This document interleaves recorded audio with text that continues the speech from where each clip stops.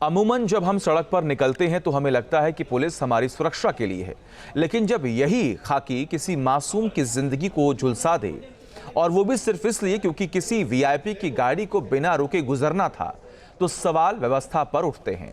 19 जून की सुबह जयपुर में जो हुआ उसने न सिर्फ एक बेटी के शरीर को झुलसा दिया, बल्कि हमारे सिस्टम की संवेदनशीलता को भी भस्म कर दिया।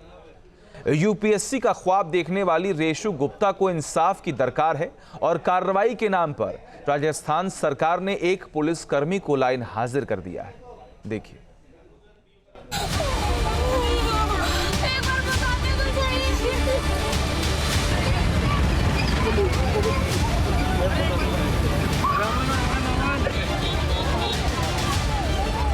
19 जून 2026 की शाम 6:30 के करीब जयपुर की जगतपुरा के महल रोड से सीएम का काफिला निकलने वाला था। ट्रैफिक पुलिस वीआईपी रूट खाली करा रही थी और इसी दौरान सड़क किनारे अपना छोटा सा मोमो स्टॉल लगाने वाली रेशु गुप्ता भी रोज की तरह अपने काम में जुटी थी। रेशु बताती हैं कि उन्होंने मोमो का स्टीमर चढ़ाया ही था कि अचानक से पुलिस की गाड़ी वहां पहुंची। उसमें सवार एक पुलिसकर्मी नीचे उतरा और कुछ ही सेकंड में स्टॉल को धक्का दे दिया। नतीजा, स्टीमर से खौलता हुआ पानी सीधे रेशु गुप्ता के शरीर पर जा गिरा। घर की बेटी होने के कारण मैं बस चाहती हूँ कि अगर आज मुझे न्याय नहीं मिला तो शायद कल किसी और के साथ होगा तो उसको भी न्याय नहीं मिलेगा। मैं बस इतना चाहती हूँ कि मेरे भविष्य के बारे में एक बार सोचा जाए। मेरे मम्मी पापा ने सपने देखे थे कि मैं कुछ बड़ा करूंगी या अफसर बनूंगी, लेकिन नहीं हो पाए। मुझे बचपन से एक ही बात बताई गई है, मैं लड़की हूँ, एक चेहरे पे दाग नहीं होना चाहिए, लेकिन आज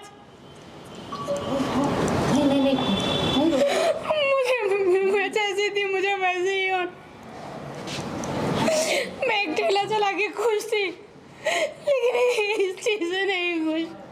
मुझे बस न्याय चाहिए।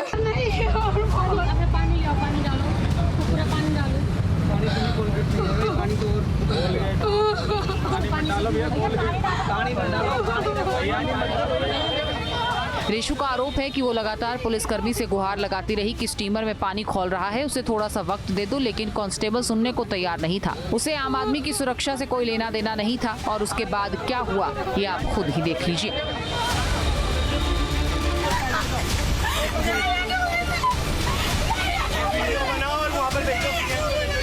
ये सीएम को ही भेजो, पुलिस का नंबर भी नोट करो। रेशु गुप्ता दर्द से तड़प रही थी, उसकी त्वचा झुलसने लगी थी, वो चीख रही थी, वो रो रही थी, लेकिन सिस्टम अंधा और बहरा हो चुका था। वीआईपी काफिला बिना रुके वहां से गुजर गया। तड़पती रेशु को अस्पताल ले जाने के लिए कोई भी पुलिस की गाड़ी आगे नहीं आई। आखिरकार उसकी छोटी बहन ने उसे स्कूटी पर बैठाया, बदहवास हालत में उसे अस्पताल लेकर भागी।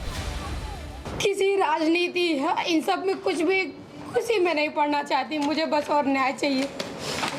मेरी सरकार से इतनी छोटी सी रिक्वेस्ट है कि आज वो मेरे साथ किए हैं, मुझे पता है कि अगर उन्हें सख्त से सख्त कार्रवाई नहीं की गई तो वो किसी और के साथ करेंगे। इसके बाद रेशु की बहन ने आरोपी पुलिसकर्मियों के खिलाफ मामला दर्ज करवाने का फैसला किया। वो थाने पहुंची। पुलिसकर्मियों ने शिकायत ले तो ली, लेकिन एफआईआर दर्ज करने में टाल मटोल कर रहे थे।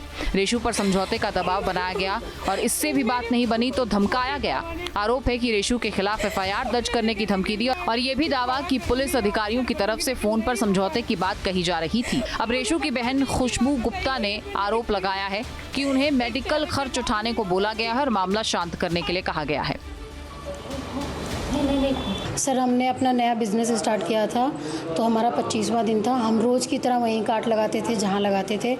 लगभग 19 जून 6:45 के आसपास अचानक से पुलिस की गाड़ी आती है। हमें कोई प्रायर नोटिस नहीं मिला होता है और गाड़ी रुकती है। उसके बाद बोलती है काट हटाओ। हमने बोला कि हाँ सर हटाते हैं। हमें लग गया कि कुछ तो बात है। उन्होंने बोला कि वीआईपी मूवमेंट है। हमने तुरंत बोला हटाते सर।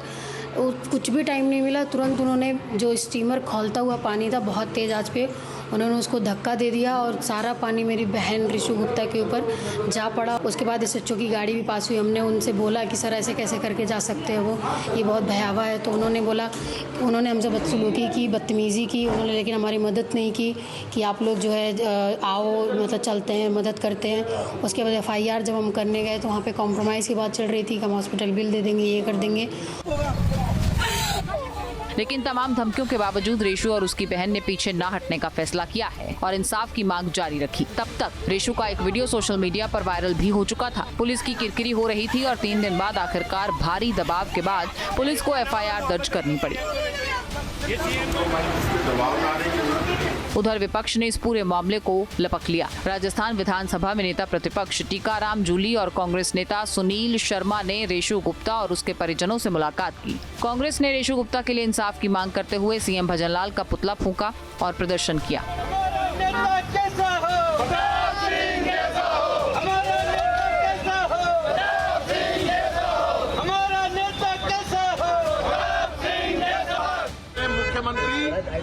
शायद ये पता नहीं है, कानून के अनुसार हर बेटी उनकी बेटी है। मुख्यमंत्री की जिम्मेदारी बनती है कि यदि कोई महिला, कोई बच्ची उनके काफिले से घायल हो जाए, उतरकर उसको संभालते उसी वक्त। उन्होंने उसको तो संभाला नहीं और उन्होंने जो पाप किया उस पाप का परिणाम है कि वहाँ रेशु गुप्ता के प्राइवेट पार्ट जल गए।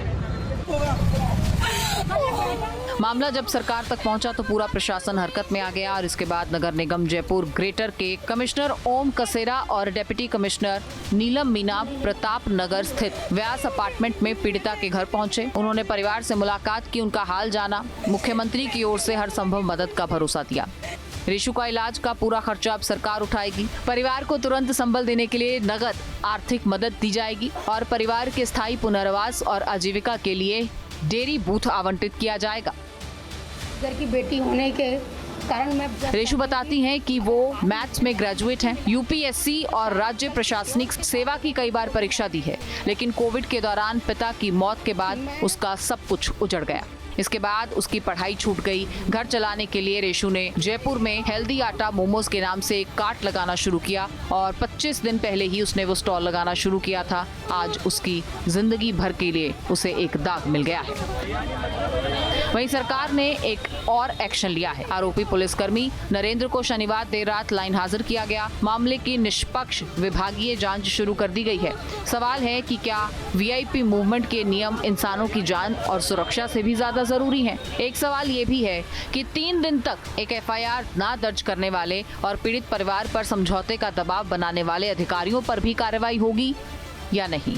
हालांकि जवाब हर कोई जानता है। एक बार बता दे तो सही। जयपुर से शरद पुरोहित के साथ टीम न्यूज़ नेशन। आपके मोबाइल पर तुरंत आएगी ब्रेकिंग न्यूज। स्क्रीन पर सबसे पहले दिखेगी बड़ी खबर। देश दुनिया की हर खबर एक जगह। अब आपके मोबाइल पर तुरंत फटाफट इंस्टॉल कीजिए न्यूज़ नेशन ऐप और रखिए खुद को अपडेट।